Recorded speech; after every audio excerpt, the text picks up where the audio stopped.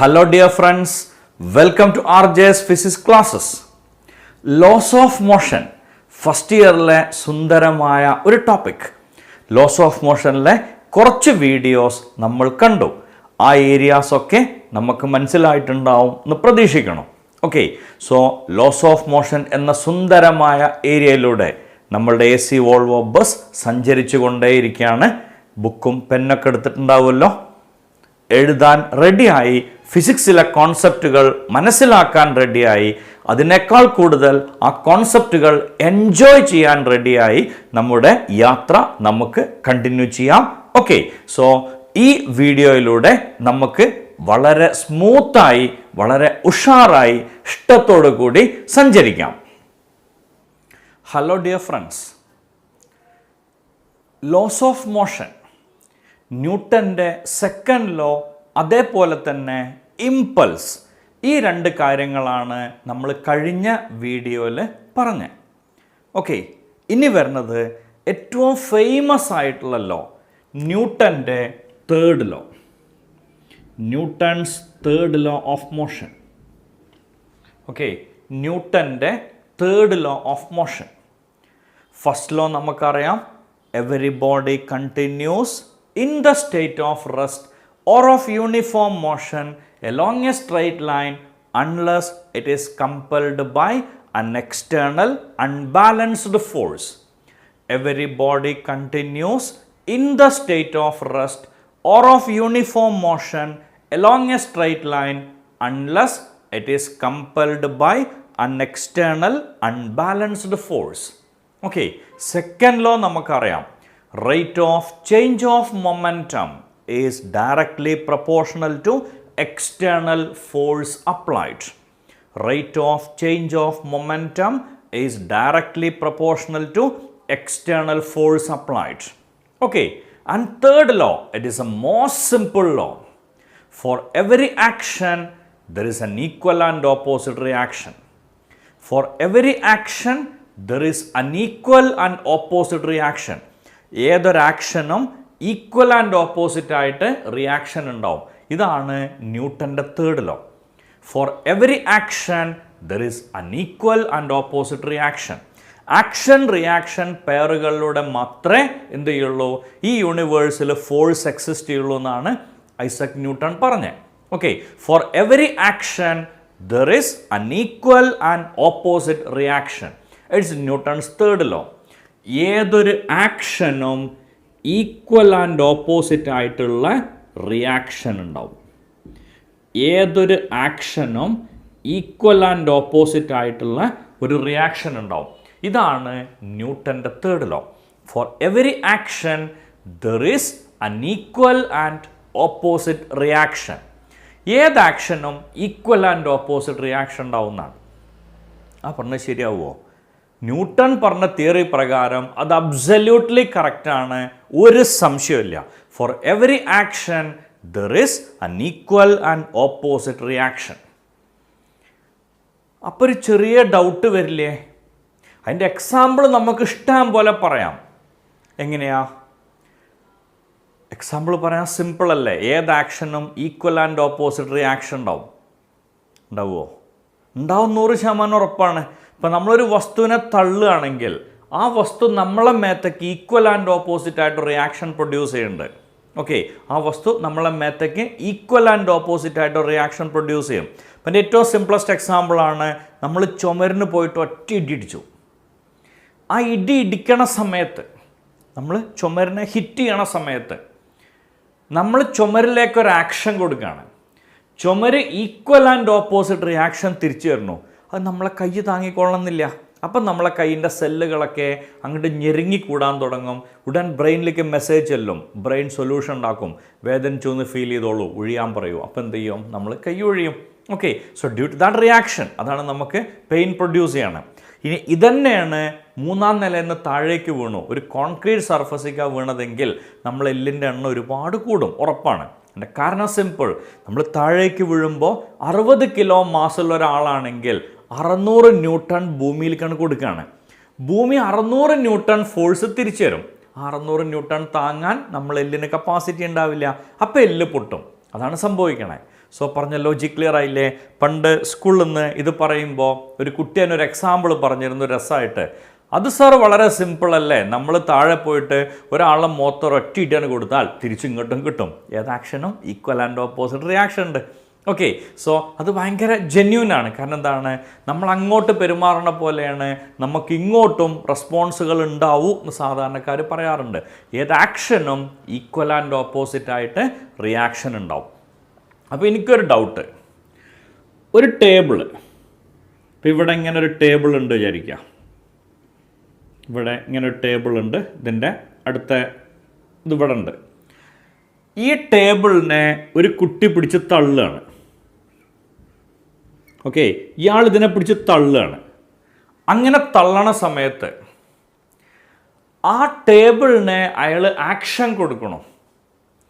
Table equal and opposite reaction തിരിച്ചു തരണം. ടേബിളിൻ്റെ മുകളിലേക്ക് ബോയ് ആക്ഷൻ കൊടുക്കണു, table equal and opposite reaction തിരിച്ചു തരണു. അപ്പം എങ്ങനെ ടേബിൾ നീങ്ങുക? ടേബിളിൻ്റെ മുകളിലേക്ക് ഒരു ആക്ഷൻ ഉണ്ട്, ടേബിളും വന്ന് റിവേഴ്സായിട്ട് റിയാക്ഷൻ ഉണ്ട്. അപ്പോൾ രണ്ടുകൂടി ക്യാൻസലായി പോവില്ലേ? ഇല്ല. കാരണം എന്താണ്, ഈ ബോയ് ആക്ഷൻ കൊടുക്കുന്നത് ടേബിളിലാണ്, ടേബിൾ റിയാക്ഷൻ തരുന്നതോ ആളുടെ കയ്യിലാണ്. They are in to bodies, so they will never get cancelled. ഉറപ്പല്ലേ? സോ നമ്മൾ ടേബിളിനെ തള്ളുമ്പോൾ നമ്മൾ ആക്ഷൻ കൊടുക്കുന്നത് ടേബിളിലാണ്, ടേബിൾ റിയാക്ഷൻ തരുന്നത് നമ്മളെ കയ്യിലാണ്. ആക്ഷനും റിയാക്ഷനും രണ്ട് വസ്തുക്കളിലാണ്. So they will never cancel. അതൊരു കാരണവശാലും എന്ത് ചെയ്യില്ല, ക്യാൻസലായി പോവില്ല എന്നുള്ളതാണ്. പറഞ്ഞ ഐഡിയ കിട്ടിയില്ലേ? Okay, here action and reaction are on different bodies, so they will never get cancelled. ആക്ഷനും റിയാക്ഷനും രണ്ട് വസ്തുക്കളിലാണ്, അവരൊരിക്കലും എന്ത് ചെയ്യില്ല, ക്യാൻസലായി പോവില്ല. ഐഡിയ ക്ലിയർ അല്ലേ? പ്രശ്നങ്ങളൊന്നുമില്ലല്ലോ. Action and reaction are on different bodies, so they will never get cancelled. Okay, പറഞ്ഞ ലോജിക് കൃത്യമായിട്ട് മനസ്സിലായിട്ടുണ്ടാവുമല്ലോ. സോ ഏത് ആക്ഷനും ഈക്വൽ ആൻഡ് ഓപ്പോസിറ്റ് ആയിട്ട് റിയാക്ഷൻ ഉണ്ടാവും. അതാണ് ന്യൂട്ടൻ്റെ third law. In this action and reaction are on different bodies, so they will never get cancelled. Idea വ്യക്തമായിട്ട് മനസ്സിലായിട്ടുണ്ടാവുമെന്ന് പ്രതീക്ഷിക്കണോ? പ്രശ്നങ്ങളൊന്നുമില്ലല്ലോ ഈ പറഞ്ഞാൽ? ഓക്കെ, ഇനി അപ്പം ന്യൂട്ടൻ്റെ തേർഡ് ലോ നമുക്കറിയാം. ന്യൂട്ടൻ്റെ തേർഡ് ലോ മാസ് കോൺസ്റ്റൻ്റ് എന്നുള്ള അസംഷനിലാണ് നമ്മൾ എടുക്കുന്നത്. ഓക്കെ, ഏത് ആക്ഷനും ഈക്വൽ ആൻഡ് ഓപ്പോസിറ്റ് റിയാക്ഷൻ തിരിച്ചു വരും. അപ്പോൾ ഒരു ഡൗട്ട് വരും, നമ്മൾ 3-ാം നിലയിൽ നിന്ന് ചാടി, താഴെ നല്ല സ്പോഞ്ചിൻ്റെ ഒരു ബെഡ് കിടക്കുന്നു, നല്ല കട്ടിയുള്ള ഒരു എന്തായാലും പറയുക 1 മീറ്റർ തിക്നെസ് ഉള്ള സ്പോഞ്ചിൻ്റെ ഒരു ബ്ലോക്ക് തന്നെ കിടക്കുന്നുണ്ട് അവിടെ. നമ്മൾ നൈസായിട്ട് അതിൽ പോയിട്ടാണ് ലാൻഡ് ചെയ്യും, ഒന്നും സംഭവിക്കില്ല നമുക്ക്. അതേസമയം കോൺക്രീറ്റിൽ വീണ വിവരറിയും. അതിൻ്റെ കാരണം സിമ്പിളാണ്, നമ്മൾ സ്പോഞ്ചിലോ മണലിലോ അല്ലെങ്കിൽ വെള്ളത്തിലോ ആണ് ചെന്ന് വീണതെങ്കിൽ അങ്ങനെ വീണ് കഴിഞ്ഞാൽ ആ ലെയറുകൾ മൂവ് ചെയ്യുമ്പോൾ അതിൻ്റെ സമയം കൂടും ആക്ഷൻ്റെ. സോ ആ ചേഞ്ച് ഇൻ മൊമെൻറ്റത്തിൻ്റെ സമയം കൂടുമ്പോൾ അതിൻ്റെ ഇമ്പൾസിൻ്റെ എഫക്റ്റ് കുറഞ്ഞു വരും. സോ താഴെ ചെന്നിടിക്കുമ്പോൾ ചെറിയൊരു എഫക്റ്റേ ഉണ്ടാവുള്ളൂ. പറഞ്ഞ ലോജിക് ക്ലിയർ ആയില്ലേ? താഴെ ചെന്നിടിക്കുമ്പോൾ ചെറിയൊരു എഫക്റ്റേ ഉണ്ടാവുള്ളൂ. കോൺക്രീറ്റിക്കാണ് ചെന്ന് വീണതെങ്കിൽ അവിടെ ചെറിയ സമയത്ത് മൊമെൻറ്റം ചേഞ്ച് സംഭവിക്കും. അപ്പോൾ അതിനുണ്ടാവുന്ന ഇമ്പാക്റ്റ് ഭയങ്കരമാണ്, അതിൻ്റെ എഫക്റ്റ് കൂടും. പറഞ്ഞ ലോജിക് ക്ലിയർ ആയില്ലേ? കുഴപ്പങ്ങളൊന്നും ഇല്ല എന്നാണ് എൻ്റെ വിശ്വാസം. ഓക്കെ, അപ്പം ന്യൂട്ടൺസ് തേർഡ് ലോ നമുക്കറിയാം, നോ പ്രോബ്ലം. ഇനി അടുത്തൊരു doubt, which is the most important law among Newton's 3 laws? Which is the most important law among Newton's 3 laws? ന്യൂട്ടൻ്റെ 3 ലോകളിൽ ഏറ്റവും ഇമ്പോർട്ടൻ്റ് ആയിട്ടുള്ള ലോ ഏതാണ്? Is it first law or second law or third law? ഈ question ക്ലാസ്സിൽ ചോദിച്ചാൽ മിക്കവാറും സ്റ്റുഡൻസും പറഞ്ഞ മറുപടി third law എന്നാണ്. അതിന് ചില ആളുകൾ ഒരു കാരണം പറഞ്ഞുതരും, ആ കാരണം ഭയങ്കര രസമാണ്. അതാണ് സാർ പഠിക്കാൻ ഏറ്റവും സിമ്പിൾ, അതുകൊണ്ട് അതാണ് മോസ്റ്റ് ഇമ്പോർട്ടൻറ്റ്. ഓക്കെ, ന്യൂട്ടൻ്റെ ഫസ്റ്റ് ലോ ആണോ സെക്കൻഡ് ലോ ആണോ തേർഡ് ലോ ആണോ മോർ ഇമ്പോർട്ടൻറ്റ് ചോദിച്ചാൽ no doubt at all second law. ന്യൂട്ടൻ്റെ സെക്കൻഡ് ലോ ആണ് most important law among Newton's 3 laws. Okay, ന്യൂട്ടൻ്റെ 3 നിയമങ്ങളിൽ ഏറ്റവും ഇമ്പോർട്ടൻ്റ് ആയിട്ട് വരുന്നത് ന്യൂട്ടൻ്റെ second law. Okay, F is equal to D P by D T. This is Newton second law. ഇതാണ് ഏറ്റവും ഇമ്പോർട്ടൻ്റ് ലോ. അതിൻ്റെ കാരണം സിമ്പിളാണ്. ന്യൂട്ടൻ്റെ ഫസ്റ്റ് ലോയിൽ ന്യൂട്ടൺ ഇൻട്രൊഡ്യൂസ് ചെയ്യണത് ഫോഴ്സ് എന്നുള്ള ഒരു പേര് മാത്രമാണ്, അല്ലെങ്കിൽ ഒരു കോൺസെപ്റ്റ് മാത്രമാണ്. ഓക്കെ, സെക്കൻഡ് ലോയിലൂടെ ന്യൂട്ടൺ ഇൻട്രൊഡ്യൂസ് ചെയ്യണത് ഫോഴ്സിൻ്റെ ഇക്വേഷനാണ്. ഫസ്റ്റ് ലോയിൽ ഫോഴ്സ് എന്നുള്ളൊരു പേര് മാത്രമാണ് ഇൻട്രൊഡ്യൂസ് ചെയ്യണതെങ്കിൽ സെക്കൻഡ് ലോ എത്തുമ്പോൾ ആ ഫോഴ്സിൻ്റെ ഇക്വേഷനാണ്. തേർഡ് ലോയിൽ ഫോഴ്സിൻ്റെ ഡയറക്ഷനാണ്. സോ പേര്, ഇക്വേഷൻ, ഡയറക്ഷൻ, ഇതിലേതാ മോർ ഇമ്പോർട്ടൻ്റ് ആവുക? ഒരു സംശയമില്ല, ഇക്വേഷനാണ്. ഓക്കെ, സോ ഫോഴ്സിൻ്റെ ഇക്വേഷനാണ് മോർ ഇമ്പോർട്ടൻ്റ് ആവുക. പറഞ്ഞ ലോജിക് ക്ലിയർ ആയില്ലേ? സോ ന്യൂട്ടൻ്റെ 3 ലോകളിൽ ഏത് ലോ ആണ് മോർ ഇമ്പോർട്ടൻ്റ് എന്ന് ചോദിച്ചാൽ ഒരു സംശയമില്ല, ന്യൂട്ടൻ്റെ സെക്കൻഡ് ലോ ആണ്. Okay, which is a most important law among Newton's 3 laws എന്ന് ചോദിച്ചാൽ സംശയമൊന്നും വേണ്ട, ന്യൂട്ടൻ്റെ തേർഡ് ലോ ആണ് മോസ്റ്റ് ഇമ്പോർട്ടൻ്റ് വൺ. ഓക്കെ, ഇനി ഇതിനടുത്തൊരു സ്പെഷ്യാലിറ്റിയും കൂടി ഉണ്ട്. When F is equal to 0, dp by dt equal to 0 or p equal to a constant. If mass is a constant, p constant means mv is a constant. Mass constant ആണെങ്കിൽ നമുക്ക് എന്ത് പറയാം? velocity become constant എന്ന് പറയാം. If f is equal to 0, velocity of an object become constant. It is Newton's first law. Every body continues in the same state unless there is no external force acting on it. എന്നാണല്ലോ first law പറഞ്ഞേ. Okay, so F 0 ആണെങ്കിൽ D P by D T 0 ആയിരിക്കും. D P by D T 0 means M V equal to a constant. Mass constant എന്നുള്ള case നമ്മൾ എടുക്കുകയാണെങ്കിൽ mass constant, M V equal to a constant, that means velocity become constant. If there is no external force, velocity of an object will not change. It's Newton's first law. So from second law, we can easily reach to first law. Means first law is a special case of Newton's second law. So which one will be more important? No doubt second law. From second law, we can easily reach first law. Okay, first law is actually a special case of Newton's second law. When f is equal to 0, dp by dt equal to 0, that is p equal to a constant. That is Newton's first law. Okay, p equal to a constant, p means mv equal to a constant. Mass constant ആയിട്ട് എടുക്കുകയാണെങ്കിൽ velocity become constant. It is Newton's first law. Logic clear അല്ലേ? പ്രശ്നങ്ങളൊന്നും ഇല്ലല്ലോ പറഞ്ഞാൽ. Okay, if there is no external force, momentum of an object become constant. Okay, logic clear അല്ലേ? അപ്പോൾ ന്യൂട്ടൻ്റെ law നമുക്കറിയാം, first law അറിയാം, സെക്കൻഡ് ലോ അറിയാം, third law വളരെ വളരെ വളരെ സിമ്പിളാണ്. തേർഡ് ലോയും നമുക്കറിയാം. Okay, every action there is an equal and opposite reaction. ഇങ്ങനെയാണ് നമ്മളത് പ്രസൻറ്റ് ചെയ്യുക. For every action there is an equal and opposite reaction. Okay, ഏത് ആക്ഷനും ഈക്വൽ ആൻഡ് ഓപ്പോസിറ്റ് റിയാക്ഷൻ ഉണ്ടാവും. For every action, there is an equal and opposite reaction. It is Newton's third law.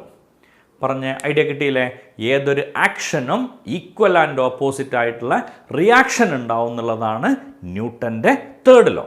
Okay, and the next quantity is law of conservation of momentum. Law of conservation of momentum. Law of conservation of momentum. ഈ conservation എന്നുള്ള വാക്കിൻ്റെ meaning constant എന്നാണ്. Conservation എന്നുള്ള വാക്കിൻ്റെ meaning constant എന്നാണ്. So law of conservation of momentum means law of constant momentum. Law of conservation of momentum means law of constant momentum. Okay, അത് ഇതന്നല്ലേ? അതിൻ്റെ ഏറ്റവും സിമ്പിൾ അപ്ലിക്കേഷൻ ഇതാണ്. We know F is equal to D P by D T. when f is equal to 0, dp by dt equal to 0 or p equal to a constant. In the absence of external force, momentum of an object remains constant. It is law of conservation of momentum. Conservation means constant. So initially, whatever be the momentum, the same quantity will be there at the end. Okay, so total momentum initially must be equal to total momentum finally. Then only we can say that momentum of the system remains constant, and it is called law of conservation of momentum. In the absence of external force, momentum of a system remains constant. It is called law of conservation of momentum. Okay, ഇനി ഇത് നമുക്ക് prove ചെയ്യണം. ഇത് prove ചെയ്യാൻ വേണ്ടിയിട്ട് നമ്മൾ സാധാരണഗതിയിൽ ചെയ്യുക, രണ്ട് മാസുകൾ സെലക്ട് ചെയ്യാം. ഒന്നാമത്തെ മാസ് m1, അതിൻ്റെ വെലോസിറ്റി u1. രണ്ടാമത്തെ മാസ് m2, അതിൻ്റെ വെലോസിറ്റി u2. ഈ രണ്ട് മാസുകൾ രണ്ട് ഡയറക്ഷനിൽ വരികയാണ്. ഈ രണ്ടും കൂടെ കൂട്ടിയിടിച്ചു വിചാരിച്ചോളൂ. ഒന്നാമത്തെ മാസുമ്പിൽ എക്സേർട്ട് ചെയ്യണ ഫോഴ്സിൻ്റെ പേരാണ് F12. രണ്ടാമത്തെ മാസുമ്പിൽ എക്സേർട്ട് ചെയ്യണ ഫോഴ്സിൻ്റെ പേരാണ് F21. F12 is a force on first mass due to second. F21, it is a force on second mass due to first. എന്ന് പറഞ്ഞാൽ FAB എന്നാണ് നമ്മൾ എഴുതണമെങ്കിൽ it is a force on A due to B. എൻ്റെ മുകളിലത്തെ force ആര് കാരണം? B കാരണം. അതാണ് FAB. Okay, so F12 is a force on first mass due to second. അതാണ് F12ൻ്റെ equation. F21 is a force on second mass due to first. F21 is the force on second mass due to first. Okay, so F12ൻ്റെ equation നമുക്കറിയാം, mass into acceleration, അതാണ് force. So ഈ മാസിൻ്റെ മുകളിലത്തെ ഫോഴ്സാണ് F12. m1 into change in velocity by time. And F21, it is m2 into v2 minus u2 divided by t. വളരെ സിമ്പിളാണ്. Force എന്ന് പറഞ്ഞാൽ mass into change in velocity by time. ആ ഇക്വേഷനിൽ കൊടുത്താൽ പോരെ. Okay, so F12 is m1 into v1 minus u1 by T. F21 equal to m2 into v2 minus u2 divided by t. Idea clear ആണോ? പ്രശ്നങ്ങളൊന്നുമില്ലല്ലോ. ഇനി ഈ രണ്ടെണ്ണം ഇത് രണ്ടും കൂട്ടിയിടിക്കുമ്പോൾ ഉണ്ടാവുന്ന ഫോഴ്സാണ്. സോ രണ്ടെണ്ണം തമ്മിൽ ഇങ്ങനെ ഇടിക്കുമ്പോൾ ഒന്ന് F12, രണ്ടാമത്തത് F21. സോ ഒന്ന് ആക്ഷനാണ്, രണ്ടാമത്തെ റിയാക്ഷനാണ്. ആക്ഷനും റിയാക്ഷനും എങ്ങനെയോ ആണ് നമുക്കറിയാം. They are equal and opposite. Means F12 equal to minus F21. F12 equal to minus F21. Okay, എന്ന് പറഞ്ഞാൽ അതിൻ്റെ വാല്യൂ നമുക്ക് ഇവിടെ കൊടുക്കാം.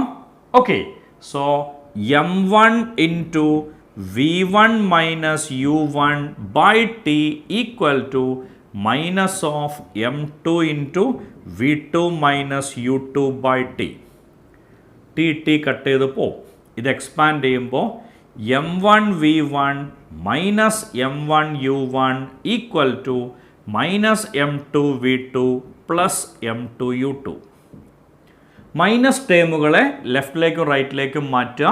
അപ്പോൾ m1 v1 ഈ മൈനസ് ടേം ഇങ്ങോട്ട് വരുമ്പോൾ plus m2 v2 equal to ഈ മൈനസ് ടേം റൈറ്റിലേക്ക് കൊണ്ടുപോവുക m1 u1 plus m2 u2. നമ്മളിപ്പോൾ ചെയ്യണത് എന്താണെന്ന് മനസ്സിലായില്ലേ? Law of conservation of momentum prove ചെയ്യാം. In the case of collision between two objects, രണ്ട് ഓബ്ജക്റ്റുകളുടെ കൊളീഷനെ ബേസ് ചെയ്തിട്ട് നമ്മൾ എന്ത് ചെയ്യാണ്? ഇതിൻ്റെ കേസ് പറയാണ്. Okay, means law of conservation of മൊമെൻറ്റത്തിൻ്റെ കേസ് പറയാണ്. Momentum before collision equal to momentum after collision എന്നാണ് പ്രൂവ് ചെയ്യേണ്ടത് അൾട്ടിമേറ്റ്ലി. ഓക്കെ, സോ രണ്ട് ഓബ്ജക്റ്റ് തമ്മിൽ കൂട്ടിയിടിക്കണോ. F12 is a force on first mass due to second. F21 is a force on second mass due to first. And the force is nothing but mass into change in velocity by time. Here there are two forces, one is F12, other one is F21. Both are equal and opposite, since action and reaction are equal and opposite. Okay, so F12 equal to minus F21. We have to substitute F12. F21 substitute ചെയ്യാം. Then TT cancel ചെയ്തു. ഈ ബ്രാക്കറ്റുകൾ expand ചെയ്യാം. ഈ minus ടേമിനെ ലെഫ്റ്റിലേക്ക് എടുക്കുക, ലെഫ്റ്റത്തെ മൈനസിനെ റൈറ്റിലേക്ക് കൊണ്ടുപോകാം. This is final momentum of first particle. This is final momentum of second particle. This is initial momentum of first. This is initial momentum of second. ആകെ 2 മാസമേ ഉള്ളൂ. സോ ഒന്നാമത്തേൻ്റെ ഇനീഷ്യൽ പ്ലസ് രണ്ടാമത്തേൻ്റെ ഇനീഷ്യൽ എന്ന് പറഞ്ഞാൽ total initial momentum. ആകെ 2 മാസമേ ഉള്ളൂ. So ഒന്നിൻ്റെ final plus രണ്ടിൻ്റെ final എന്ന് പറഞ്ഞാൽ total final momentum. Initial means കൊളീഷന് മുന്നേ, ഫൈനൽ മീൻസ് കൊളീഷന് ശേഷം. So total momentum before collision equal to total momentum after collision. ഇതും ലോ ഓഫ് കൺസർവേഷൻ ഓഫ് മൊമെൻറ്റത്തിൻ്റെ രണ്ടാമത്തെ ഡെഫിനിഷനാണ്. ഒന്നാമത്തെ ഡെഫിനിഷൻ നമുക്കറിയാം, F is equal to D P by D T. So F is equal to 0, D P by D T equal to 0 or P equal to a constant.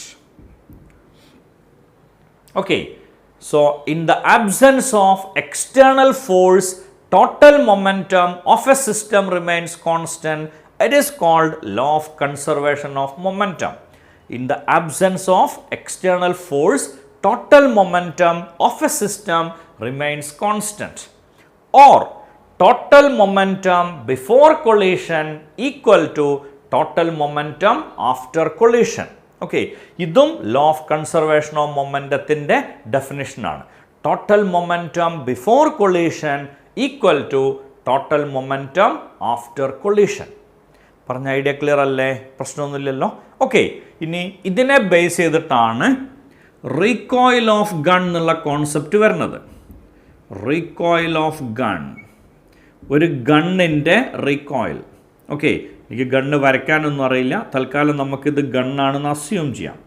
ഇവിടെ ഒരു bullet ഉണ്ട്. ഈ ബുള്ളറ്റിൻ്റെ മാസ് സ്മോൾ എം, ബുള്ളറ്റ് നീങ്ങണ velocity small V, ഗണ്ണിൻ്റെ mass capital M, gun നീങ്ങണ velocity capital V. ഈ ബുള്ളറ്റിൻ്റെ വെലോസിറ്റിനെ വിളിക്കണ പേരാണ് മസിൽ വെലോസിറ്റി. ഗൺ ബാക്കിലേക്ക് നീങ്ങണ വെലോസിറ്റിനെ വിളിക്കണ പേരാണ് recoil velocity. Recoil velocity. Bullet മുന്നോട്ട് നീങ്ങണ വെലോസിറ്റിയാണ് മസിൽ വെലോസിറ്റി. ഗൺ പിന്നോട്ട് നീങ്ങണ വെലോസിറ്റിയാണ് റീകോയിൽ വെലോസിറ്റി. നമുക്കറിയാം, ഫിലിമിലൊക്കെ കണ്ടിട്ടുണ്ടാവും, 303 എന്ന് പറഞ്ഞ പഴയ തോക്ക്. അതുകൊണ്ട് ഫയർ ചെയ്യുമ്പോൾ ആ സൈഡത്തെ ഒരു ഒബ്ജക്റ്റിനാണ് ഫയർ ചെയ്യണമെങ്കിൽ ഇങ്ങനെ നിന്നുകൊണ്ടാണ് ഫയർ ചെയ്യുക, ഇങ്ങനെ നോക്കിയിട്ടാണ് ഫയർ ചെയ്യുക. ഇങ്ങനെ ട്രിഗറിങ് നടത്തുമ്പോൾ ആ ഗണ്ണിൻ്റെ ബാക്ക് പാർട്ട് നമ്മളെ ഷോൾഡറിൽ വന്നിട്ടാണ് നിൽക്കുക. അങ്ങനെ വേണം ഫയർ ചെയ്യാമെന്നാണ് പറയാം. ഓക്കെ, അത് കറക്റ്റായിരിക്കും. ആ ഗണ്ണ് പിടിക്കാനുള്ള പോയിന്റ് ഇങ്ങനെ വരുമ്പോൾ അതിൻ്റെ എയിം ചെയ്യണ ആ ഒരു ചെറിയ ഈ ഒരു ഷേപ്പുള്ളൊരു സംഭവം ഉണ്ടാവും. ഇത് നമ്മളെ കണ്ണിൻ്റെ നേരെ മുന്നിൽ വരും, അതിൻ്റെ ബാക്ക് പാർട്ട് ഷോൾഡറിൽ വരും. അതിൻ്റെ ഉദ്ദേശം വളരെ സിമ്പിളാണ്. ഈ ബുള്ളറ്റ് ഹൈ വെലോസിറ്റിയിൽ മുന്നിലേക്ക് പോകും. എങ്ങനെയാ ബുള്ളറ്റ് ഹൈ വെലോസിറ്റിയിൽ മുന്നിലേക്ക് പോവുക? ബുള്ളറ്റിൻ്റെ ബാക്കിൽ കുറച്ച് വെടിമരുന്ന് നിറച്ചു വെച്ചതുണ്ടാവും. നമ്മൾ ട്രിഗർ ചെയ്യണ സമയത്ത് ആ വെടിമരുന്ന് പൊട്ടും. അത് പൊട്ടുമ്പോൾ, അത് പൊട്ടുക എന്ന് പറഞ്ഞാൽ ആ വെടിമരുന്നിന് സ്പാർക്ക് വരും. ഈ സ്പാർക്ക് ആ വെടിമരുന്നിനെ മൊത്തം കത്തിക്കും. ഇത് കത്തുമ്പോൾ അതിന് പോവാൻ 2 വഴികളാണ്. മീൻസ് ആ കത്തിയ ഫ്യൂമിന് ബാക്കിലേക്ക് പോകണം, അല്ലെങ്കിൽ ആ ഒരു എക്സ്പ്ലോഷൻ്റെ എനർജിക്ക് ബാക്കിലേക്ക് പോകണം. ആ ബാക്കിലേക്ക് പോകാൻ വേണ്ടി മൂപ്പര് എന്താ ചെയ്യുക? ഇപ്പോൾ ഇവിടെ നിൽക്കണം ഞാൻ, ഓക്കെ, എൻ്റെ കയ്യിൽ ഒരു വില കൂടിയ ഫോൺ ഉണ്ട് വിചാരിക്കാം, ഇപ്പം ഇല്ല വിചാരിക്കാം. ആ വില കൂടിയ ഫോൺ ഞാൻ ടേബിളിൽ വെച്ചു, ക്യാമറയുടെ താഴെ ടേബിളിൽ വെച്ചു. ഏതോ ഒരു കുട്ടി ആ ടേബിൾ തട്ടുമ്പോൾ ആ ഫോൺ സ്ലൈഡ് ചെയ്ത് താഴേക്ക് വീഴാൻ തുടങ്ങുന്നത് ഞാൻ കാണുകയാണ്. എനിക്ക് വളരെ പെട്ടെന്ന് അവിടെ എത്തണം. അതുവരെയുള്ള സ്ഥലം പ്ലെയിൻ ആണെങ്കിൽ ഏറ്റവും പെട്ടെന്ന് എത്താൻ ഞാൻ ചെയ്യണ വഴി എന്തായിരിക്കും? ബാക്കിലെ ചുമരിലേക്ക് ഒരൊറ്റ പുഷിംഗ് ആണ് കൊടുത്തിട്ട്, എന്ന് പറഞ്ഞാൽ കാല് കൊണ്ട് ബാക്കിലെ ചുമരിൽ ആഞ്ഞ് ചവിട്ടിയിട്ട് മുന്നിലേക്കാണ് പോകുമ്പോൾ എനിക്ക് ഹൈ സ്പീഡിൽ അങ്ങോട്ട് എത്താൻ പറ്റും. ഓക്കെ, സോ മുന്നോട്ട് പോകാൻ ഞാൻ ചെയ്തത് എന്താണ്? ഈ ചുമരിലേക്ക് ആഞ്ഞ് ചവിട്ടാണ്. അതേപോലെ ഇങ്ങനെ ഒരു ബുള്ളറ്റിന് മുന്നോട്ട് നീങ്ങണം. ബുള്ളറ്റിനല്ല ആക്ച്വലി നീങ്ങേണ്ടത്, അതിൻ്റെ ഉള്ളിലുള്ള വെടിമരുന്നിന് ഇങ്ങോട്ട് നീങ്ങണം കത്തിയിട്ട്.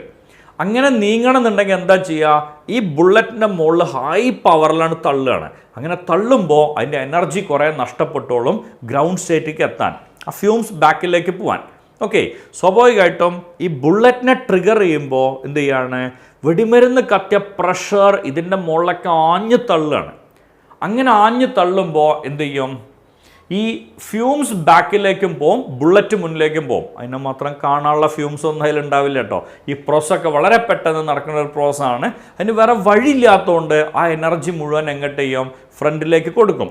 അപ്പോൾ ആ ഫോഴ്സിൽ ബുള്ളറ്റ് മുന്നിലേക്കാണ് പോവും, സംശയമൊന്നുമില്ല. ഇപ്പം ഇവിടെ ഒരു ചുമരുണ്ട്, ചുമരല്ല, ചെറിയൊരു മരത്തിൻ്റെ പലകയുടെ ഒരു സ്റ്റാൻഡാണ് വെച്ചത്. ഇവിടെ ഒരു കുട്ടി നിൽക്കുകയാണ്. ഈ കുട്ടി കാണുകയാണ് അയാളുടെ മൊബൈൽ ഇവിടുന്ന് ഇങ്ങനെ താഴേക്ക് വീണത്. ഞാനല്ല കേട്ടോ, ഒരു കുട്ടി. ആ കുട്ടി ആലോചിച്ചുണ്ടാക്കിയ വഴി വളരെ സിമ്പിളാണ്. ഈ ഫ്രെയിമിന് ഒരൊറ്റ ചവിട്ടാണ് ചവിട്ടിയിട്ട് കുതിച്ച് അപ്പുറത്തേക്കാണ്ട് എത്തുക എന്നുള്ളതാണ്. കുട്ടിയുടെ ആഗ്രഹം നടക്കും, സംശയമൊന്നുമില്ല. കാരണം എന്താണ്? ഇതിൽ ചവിട്ടിയിട്ട് ആഞ്ഞ് തള്ളുമ്പോൾ ഇയാൾ സ്പീഡിൽ മുന്നിലെത്തും. ഒപ്പം എന്തും കൂടി സംഭവിക്കും? ഈ ഫ്രെയിം ബാക്കിലേക്കാണ് പോകും. അതേപോലെ ഈ ഗണ്ണിൻ്റെ മുകളിലേക്ക് ഫുൾ പ്രഷറിൽ തള്ളിയിട്ടാണ് ബുള്ളറ്റ് മുന്നോട്ട് പോണത്. അപ്പോൾ ഈ ഗണ്ണ് പിന്നിലേക്ക് പോകും. ഇങ്ങനെ പോണ വെലോസിറ്റിനെ വിളിക്കണ പേരാണ് recoil velocity. When a gun fires, bullet will move forward with a high velocity called muzzle velocity. It is the action. Due to this action, the gun will move backwards. This backward motion of the gun is called recoil of gun, and that velocity is called recoil velocity. Idea clear alle? പ്രശ്നങ്ങളൊന്നുമില്ലല്ലോ. Okay, so recoil of gun is an example for law of conservation of momentum. Okay, അതിൽ ഇപ്പോൾ നമുക്കറിയാം, ഒരു balloon നല്ല air തെറിച്ചിട്ട് നമ്മൾ വിടുകയാണെങ്കിൽ എന്താ സംഭവിക്കുക? Air പിന്നിലേക്ക് പോവും, ബലൂണ് മുന്നിലേക്ക് പോവും. ആ ബലൂണിൻ്റെ ഉള്ളിൽ നിങ്ങളാണ് ഇരിക്കണമെന്ന് വിചാരിക്കുക. ബലൂണിൻ്റെ ഉള്ളിൽ നിങ്ങളാണ് ഇരിക്കണത്. ബലൂണിൻ്റെ ചുമരുണ്ട്. ഞാൻ നേരത്തെ പറഞ്ഞ മാതിരി നിങ്ങൾക്ക് പുറത്തേക്കാണ് പോരണം. ഏറ്റവും സിംപ്ലസ്റ്റ് വേ എന്താണ്? ബലൂണിൻ്റെ ചുമരിൽ ആഞ്ഞ് ചവിട്ടിയിട്ട് ഒറ്റ പോരല മുന്നിലേക്ക്. നമ്മൾ മുന്നിലേക്ക് പോരും, ഒപ്പം ബലൂൺ എന്തും ചെയ്യും? ബാക്കിലേക്കും പോവും. പറഞ്ഞ ഐഡിയ കിട്ടിയില്ലേ? ഇനി ആ ബലൂൺ നേരെ എന്ത് ചെയ്തോളൂ? കമഴ്ത്തി വെച്ചോളൂ. അത് റോക്കറ്റ് പ്രൊപ്പൽഷൻ്റെ എക്സാമ്പിളായിട്ട് മാറിയില്ലേ? ഓക്കെ, ഗ്യാസിന് താഴേക്ക് പോരണം. ആക്ച്വലി അതാണ് ആവശ്യം. ഗ്യാസ് താഴത്തേക്ക് പോരാൻ ഗ്യാസ് കണ്ടെത്തുന്ന ഏറ്റവും നല്ല വഴി എന്താണ്? അതിൻ്റെ സർഫസിലേക്ക് ഒരൊറ്റ തള്ളലാണ് കൊടുക്കുകയാണ്, എന്നിട്ട് താഴേക്കാണ് പോരും. ഈ സർഫസിലേക്ക് തള്ളുമ്പോൾ എന്ത് ചെയ്യും? ഈ റോക്കറ്റ് അങ്ങനെയാണ് കയറിക്കോളും മേലേക്ക്. ആ പ്രഷർ ഡിഫറൻസിലാണ് റോക്കറ്റ് മേപ്പിട്ട് പോണത്. ഈ ഗ്യാസ് മോളിക്യൂൾ മൊത്തം കത്തും. അത് കത്തുമ്പോൾ ഉള്ളത്തെ പ്രഷർ കൂടുതലാണ്, പുറത്തെ പ്രഷർ കുറവാണ്. സ്വാഭാവികമായിട്ടും പ്രഷർ കൂടിയ ഭാഗത്ത് നിന്ന് പ്രഷർ കുറഞ്ഞ ഭാഗത്തേക്കല്ലേ ഏത് സിസ്റ്റം നീങ്ങുക? ഇതിൻ്റെ ഉള്ളിൽ വെരി ഹൈ പ്രഷറാണ് വരണമെന്നുണ്ടെങ്കിൽ ആ പ്രഷറിനനുസരിച്ചിട്ടാണ് ഈ തള്ളലുണ്ടാവുക. അതിനനുസരിച്ച് എന്ത് ചെയ്തോളും? റോക്കറ്റ് മുകളിലേക്ക് പോയിക്കോളും. ഓക്കെ, ഇനി ഇതിൻ്റെ ഇക്വേഷൻ നമ്മൾ എഴുതുകയാണെങ്കിൽ momentum before firing equal to momentum after firing. Before firing രണ്ടാളും 0. അതെന്തേ? ബിഫോർ ഫയറിങ്ങിൽ ബുള്ളറ്റ് അങ്ങനെ ഓടിക്കളിച്ചുകൊണ്ടിരിക്കുമോ? ഇല്ല, ബുള്ളറ്റ് റെസ്റ്റിലാണ്. സ്വാഭാവികമായിട്ടും ബിഫോർ ഫയറിംഗ് എന്തില്ല? ബുള്ളറ്റിന് മൂവ്മെൻറ്റ്സ് ഒന്നും ഉണ്ടാവില്ല. So momentum 0. ആഫ്റ്റർ ഫയറിംഗ് ഗണ്ണിൻ്റെ മൊമെൻറ്റം എം വി, ബുള്ളറ്റിൻ്റെ momentum small M into small V. Okay, so mv equal to minus mv, v equal to minus mv divided by capital M. Minus mv divided by capital M എന്ന് പറഞ്ഞ recoil velocity is minus momentum of bullet divided by mass of gun. ഇതാണ് recoil velocity ൻ്റെ equation. Minus momentum of bullet divided by mass of gun. Idea clear ആയില്ലേ? പ്രശ്നങ്ങളൊന്നുമില്ലല്ലോ പറഞ്ഞാൽ. Okay, so it is based on law of conservation of momentum. Rocket propulsion is based on law of conservation of momentum. Full air fill ചെയ്ത balloon release ചെയ്താൽ അതിൻ്റെ മൂവ്മെൻറ്റിൻ്റെ കാരണം based on law of conservation of momentum. Got it? പ്രശ്നങ്ങളൊന്നുമില്ലല്ലോ. Okay, so recoil of gun എന്നുള്ളതിൻ്റെ equation എഴുതിയപ്പോൾ അത് ബോർഡിൽ കണ്ടില്ല, അതുകൊണ്ട് ഞാനത് ഒന്നും കൂടെ എഴുതാം. ഓക്കെ, റിക്കോയിൽ ഓഫ് ഗണ്ണിൻ്റെ കേസ് നമ്മൾ എഴുതി. ഒരു ഗൺ, ആ ഗൺ ഫയർ ചെയ്യണ സമയത്ത് ബുള്ളറ്റ് ഹൈ വെലോസിറ്റിയിൽ മുന്നിലേക്ക് പോവും. ആ വെലോസിറ്റിനെ നമ്മൾ വിളിച്ച പേര് മസിൽ വെലോസിറ്റി എന്നാണ്. അതിൻ്റെ ഭാഗമായിട്ട് ബുള്ളറ്റ് മുന്നിലേക്ക് പോകുമ്പോൾ ഗൺ പിന്നിലേക്ക് പോവും. ആ വെലോസിറ്റിനെ വിളിക്കണ പേര് റീകോയിൽ വെലോസിറ്റി എന്നാണ്. ഇതിൻ്റെ ഇക്വേഷൻ നമ്മൾ എഴുതിയത് ഇങ്ങനായിരുന്നു. Momentum before firing equal to momentum after firing. Momentum before firing equal to momentum after firing. Momentum before firing 0. Momentum after firing mv plus mv. So നമുക്ക് ആൻസർ കിട്ടും mv equal to minus mv or v equal to minus mv by m. ഇതാണ് recoil വെലോസിറ്റിൻ്റെ equation. Okay, ഇതിനെ നമുക്ക് ഇങ്ങനെ എഴുതാം. Recoil velocity is minus momentum of bullet divided by mass of gun. Minus momentum of bullet divided by mass of gun. ഇതാണ് recoil വെലോസിറ്റിൻ്റെ equation. സംശയമില്ലല്ലോ. Okay, so gun fire ചെയ്യണ സമയത്ത് ബുള്ളറ്റ് ഹൈ വെലോസിറ്റിയിൽ മുന്നിലേക്ക് പോവും. ആ ആക്ഷൻ കൊണ്ട് ഗൺ പിന്നിലേക്ക് പോരും. ആ വെലോസിറ്റിനെ നമ്മൾ എന്ത് പേരിട്ട് വിളിക്കുക? Recoil velocity. അതിൻ്റെ പേരാണ് recoil velocity. Okay, recoil velocity equation എന്താണെന്ന് ചോദിച്ചാൽ negative of momentum of bullet divided by mass of gun. Momentum of bullet divided by mass of gun. It is recoil velocity. Idea clear അല്ലേ? പ്രശ്നങ്ങളൊന്നുമില്ലല്ലേ പറഞ്ഞാൽ. ഇനി ന്യൂട്ടൻ്റെ third law പറഞ്ഞപ്പോൾ എന്നോടൊരു student ചോദിച്ച ചോദ്യം എൻ്റെ ഓർമ്മയിൽ വന്നു. അപ്പം അത് വെച്ചിട്ട് അതൊരിക്കൽ കൂടെ എക്സ്പ്ലെയിൻ ചെയ്യാം. നമുക്കറിയാം ന്യൂട്ടൻ്റെ third law, for every action there is an equal and opposite reaction. For every action there is an equal and opposite reaction. ഇതാണ് ന്യൂട്ടൻ്റെ തേർഡ് ലോ ആണല്ലോ. ഒരു മാസ് ഇവിടെ ഇരിക്കണോ? ഈ മാസിന് ഏതൊക്കെ ഫോഴ്സുകളാണ് ആക്ട് ചെയ്യാന്ന് ചോദിച്ചാൽ ഇതിൻ്റെ മുകളിൽ mg എന്ന് പറഞ്ഞൊരു ഫോഴ്സ് ആക്ട് ചെയ്യും. ന്യൂട്ടൻ്റെ തേർഡ് ലോ പ്രകാരം ഏത് ആക്ഷനും ഈക്വൽ ആൻഡ് ഓപ്പോസിറ്റ് ആയിട്ടോ റിയാക്ഷൻ ഉണ്ടാവും. ആ റിയാക്ഷൻ നമ്മൾ ഇങ്ങനെ മാർക്ക് ചെയ്യാണ്, ഇറ്റ് ഈസ് ആർ. ഇനി നമ്മളോട് ചോദിക്കുകയാണ് ഇത് ആക്ഷനും റിയാക്ഷനും ആണോ എന്ന് ചോദിച്ചാൽ ഒരു സംശയമില്ല, അല്ല. ഈ രണ്ടെണ്ണം ഒരു കാരണവശാലും എന്തല്ല, ആക്ഷനും റിയാക്ഷനും അല്ല. ഓക്കെ, ആക്ഷനും റിയാക്ഷനും രണ്ട് വ്യത്യസ്ത വസ്തുക്കളിലാണ് ആക്ട് ചെയ്യാം. നമ്മൾ കഴിഞ്ഞ ഇതിൽ പറഞ്ഞു. ഓക്കെ, ഒരു വസ്തുവിനെ തള്ളുമ്പോൾ ആക്ഷൻ ഓബ്ജക്റ്റിലാണ്, റിയാക്ഷൻ നമ്മളെ കയ്യിലാണ്. ഓക്കെ, ഇത് mgയും ഈ മാസിലാണ്, ആറും ഈ മാസിലാണ്. സ്വാഭാവികമായിട്ടും അതല്ല ആക്ഷൻ റിയാക്ഷൻ പെയറുകൾ. ഓക്കെ, ആക്ഷൻ റിയാക്ഷൻ പെയറുകൾ ഒരേ കാറ്റഗറി ആവണം. എന്ന് പറഞ്ഞാൽ ഇത് ഗ്രാവിറ്റേഷണൽ ഫോഴ്സും ഇത് നോർമൽ റിയാക്ഷനും അങ്ങനെയല്ല വരിക. ഒന്ന് ഗ്രാവിറ്റേഷണൽ ആണെങ്കിൽ അടുത്തതും ഗ്രാവിറ്റേഷണലാണ്. ഒന്ന് നോർമൽ റിയാക്ഷൻ ആണെങ്കിൽ അതിൻ്റെ ആക്ഷനും എന്തുതന്നെയാണ്, ആ രീതിയിലുള്ള ഒരു ഫോഴ്സാണ് വരിക. ഓക്കെ, സെയിം കാറ്റഗറി ആയിരിക്കണം ആക്ഷനും റിയാക്ഷനും. അവർ പെയേഴ്സാണ്, ഒരേപോലുള്ളതാണ്. ഓക്കെ, ഇനി നോക്കാം. ഈ പറഞ്ഞ ഫിഗറിൽ ഇത് ഞാനൊന്ന് മാറ്റി വരയ്ക്കുകയാണ്. ഈ മാസിനെ നമ്മളുടെ ഭൂമി പിടിച്ചു വലിക്കണ ഫോഴ്സ്, അതാണ് mg എന്ന് പറഞ്ഞിട്ട് നമ്മൾ മാർക്ക് ചെയ്തത്. ഈ മാസിനെ എർത്ത് പിടിച്ച് വലിക്കണ ഫോഴ്സ് ആണ് നമ്മൾ mg എന്ന് പറഞ്ഞ് മാർക്ക് ചെയ്തത്. ഈ മാസ് എർത്തിനെയും പിടിച്ച് വലിക്കണ്ടാവില്ലേ, അതിങ്ങനെയാണ്, അത് mg തന്നെയാണ്. ഇതാണ് ആക്ഷൻ ആൻഡ് റിയാക്ഷൻ. പറഞ്ഞ ലോജിക് ക്ലിയർ ആയില്ലേ? ഈ മാസിനെ ഭൂമി പിടിച്ച് വലിക്കണോ, അത് mg ആണ്. ഈ മാസ് ഭൂമിനെ പിടിച്ച് വലിക്കണോ, അതും mg തന്നെയാണ്. അത് രണ്ടുമാണ് ആക്ഷനും റിയാക്ഷനും. ഓക്കെ, അതേപോലെ ഈ മാസിന്റെ മുകളിൽ, ഓക്കെ, ഈ മാസിന്റെ മുകളിൽ സർഫസ് ഒരു റിയാക്ഷൻ കൊടുക്കും, ഇതാണ് നോർമൽ റിയാക്ഷൻ.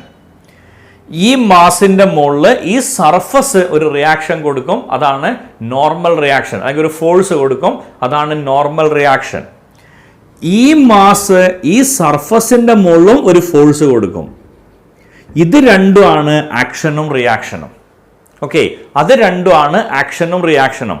പിന്നെ നമ്മൾ എന്താ ചെയ്യാന്ന് ചോദിച്ചാൽ, നമുക്ക് ആവശ്യമുള്ള രണ്ട് ഫോഴ്സുകൾ മാത്രം സെലക്ട് ചെയ്യും. അങ്ങനെ വരുമ്പോഴാണ് mgയും rഉം നമ്മൾ ഈക്വൽ എന്ന് പറയണത്. ശരിയായ ആക്ഷൻ റിയാക്ഷൻ പെയറുകൾ ഇവർ രണ്ടാളുമാണ്. mg താഴേക്ക് ഈ മാസിനെ ഭൂമി പിടിച്ച് വലിച്ചു, ഈ മാസ് ഭൂമിനെ പിടിച്ച് വലിക്കണോ, അത് റിയാക്ഷൻ. ഈ ഭൂമിയുടെ സർഫസ് ഈ ഓബ്ജക്റ്റിൽ ഒരു നോർമൽ ഫോഴ്സ് കൊടുക്കണോ, അത് നോർമൽ റിയാക്ഷൻ. ഈ വസ്തു ഭൂമിയുടെ സർഫസിലും ഒരു നോർമൽ ഫോഴ്സ് കൊടുക്കണോ, അതും നോർമൽ റിയാക്ഷൻ ആണ്. ഇത് രണ്ടെണ്ണം ആക്ഷനും റിയാക്ഷനും, ഇത് രണ്ടെണ്ണം ആക്ഷനും റിയാക്ഷനും. പിന്നെ ഈ രണ്ടെണ്ണം നമുക്ക് ആവശ്യമില്ല, അതുകൊണ്ട് അവരെ മെല്ലാണ്ട് ഒഴിവാക്കും. അങ്ങനെ ഒഴിവാക്കുമ്പോഴാണ് നമുക്ക് എന്ത് കിട്ടണത്, mg = r എന്ന് കിട്ടണത്. അതിൻ്റെ അർത്ഥം ഒന്ന് ആക്ഷനും മറ്റേത് റിയാക്ഷനും എന്നല്ല, അവിടെ വർക്ക് ചെയ്യണ രണ്ട് ഫോഴ്സുകൾ എന്ന് മാത്രമേ അതിൻ്റെ മീനിങ് ഉള്ളൂ. പറഞ്ഞ ഐഡിയ കിട്ടിയില്ലേ? സംശയമൊന്നുമില്ലല്ലോ പറഞ്ഞേ? ഓക്കെ, ഈ രണ്ടെണ്ണത്തിൻ്റെ ആക്ഷൻ റിയാക്ഷൻ എന്ന് മാത്രമാണ് നമ്മൾ അവിടെ എടുക്കുന്നത്. ഓക്കെ, സോ പറഞ്ഞ ഐഡിയ കിട്ടിയില്ലേ? ആക്ഷനും റിയാക്ഷനും രണ്ട് വസ്തുക്കളിലാണ്. ഈ രണ്ടെണ്ണം ആക്ച്വലി ഒരു വസ്തുവിലാണ്. സോ ഇവിടെ നമ്മൾ എടുക്കുന്നത് ഈ വസ്തുവിലുള്ള രണ്ട് ഫോഴ്സുകളാണ്. അത് രണ്ട് ഈക്വൽ ആവാം, നോ പ്രോബ്ലം. അങ്ങനെ ന്യൂട്ടൺ പറഞ്ഞിട്ടേ ഇല്ല. എന്താണ് ഇത് രണ്ടുമാണ് ആക്ഷനും റിയാക്ഷനും എന്ന് ഐസക് ന്യൂട്ടൺ പറഞ്ഞിട്ടില്ല, അത് നമ്മൾ ഉണ്ടാക്കിയതാണ്. Okay, so these two are action and reaction, and these two are action and reaction. Okay, and these are the two forces present on that particular mass. Okay, these two are the two different forces acting on a particular mass. അതാണല്ലോ നമ്മൾ free body diagram എന്ന് പറഞ്ഞിട്ട് എടുക്കണത്. Okay, so അപ്പോൾ ഈ മാസിനെ ഒരു single point ആയിട്ട് എടുത്താൽ mg താഴേക്ക് r മുകളിലേക്ക്, no problem. These are the two forces, not action and reaction, are the two forces acting on a particular object. പറഞ്ഞ ഐഡിയ കിട്ടിയില്ലേ? സംശയമൊന്നുമില്ലല്ലോ? ഓക്കെ, ഇനി അപ്പോൾ ന്യൂട്ടൻ്റെ ഈ ലോ ക്ലിയർ ആയിട്ടുണ്ടാവുമെന്ന് പ്രതീക്ഷിക്കണം. ഇത് പറഞ്ഞപ്പോൾ അതിൻ്റെ ഇടയിൽ ഈ പറഞ്ഞൊരു സംഭവം ഓർമ്മ വന്നുകൊണ്ട് ഞാനത് എഴുതിയെന്ന് മാത്രം.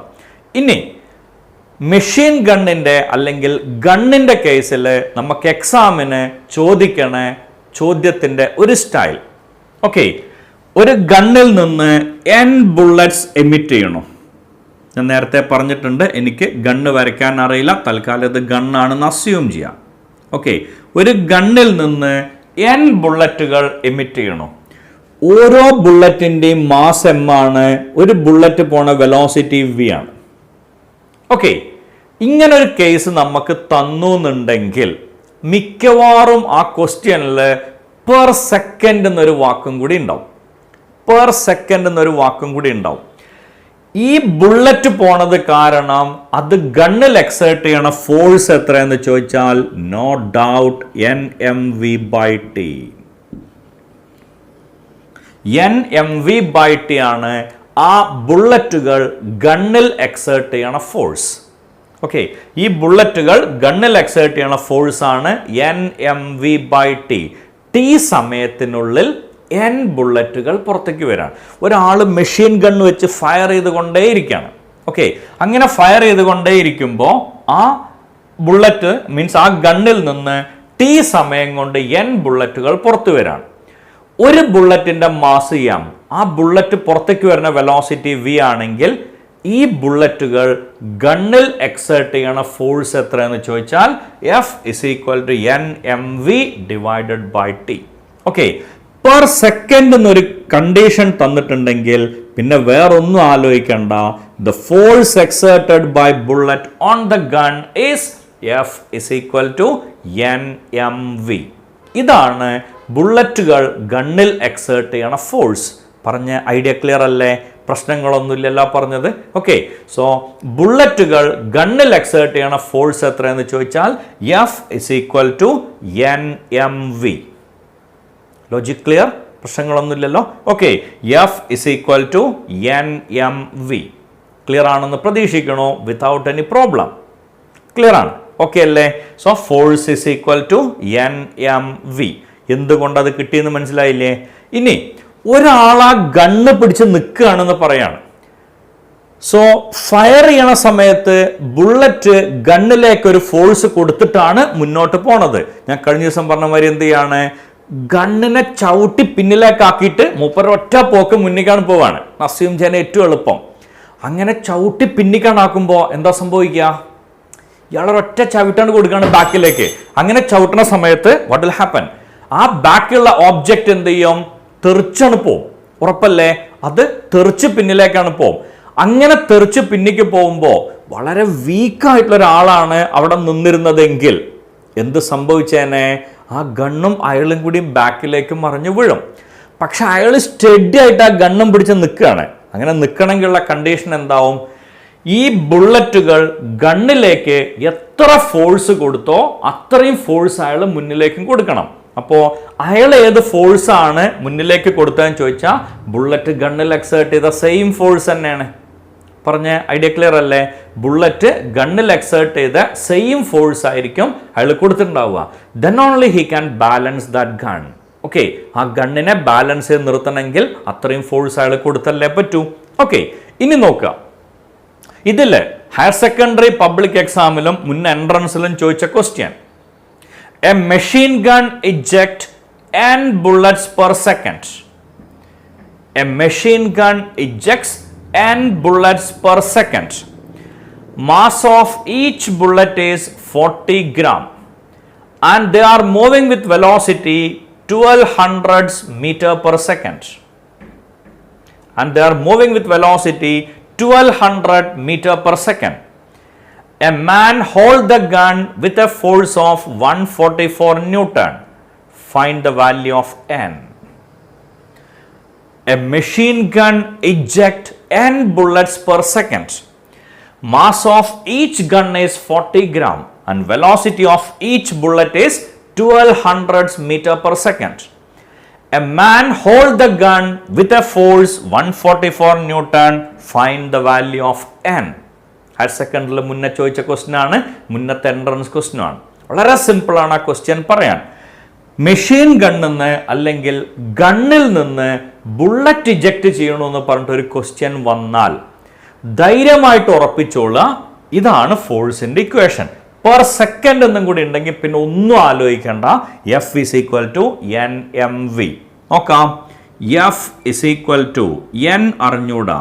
Mass of each bullet 40 gram. 40 into 10⁻³ into 1200. Force നമുക്ക് തന്നിട്ടുണ്ട് 144 = N into ഈ 3 സീറോസും 10⁻³ കട്ട് ചെയ്യാം. ബാക്കി വരിക 4 into 12. 12ഉം 144ഉം കട്ട് ചെയ്യാം. 12 into 12 അല്ലേ 144. 4ഉം 12ഉം കട്ട് ചെയ്യാം 3. So we will get the answer N = 3. So number of bullets per second is 3. Idea clear ആണോ? പ്രശ്നങ്ങളൊന്നുമില്ലല്ലോ പറഞ്ഞല്ലേ? Okay, so a machine gun ejects n bullets per second. Mass of each bullet is 40 gram. Velocity of each bullet is 1200 meter per second. Okay, അത്ര idea clear അല്ലേ? A man hold the gun with a force of 144 newton. Find the value of N. ഇതായിരുന്നു question.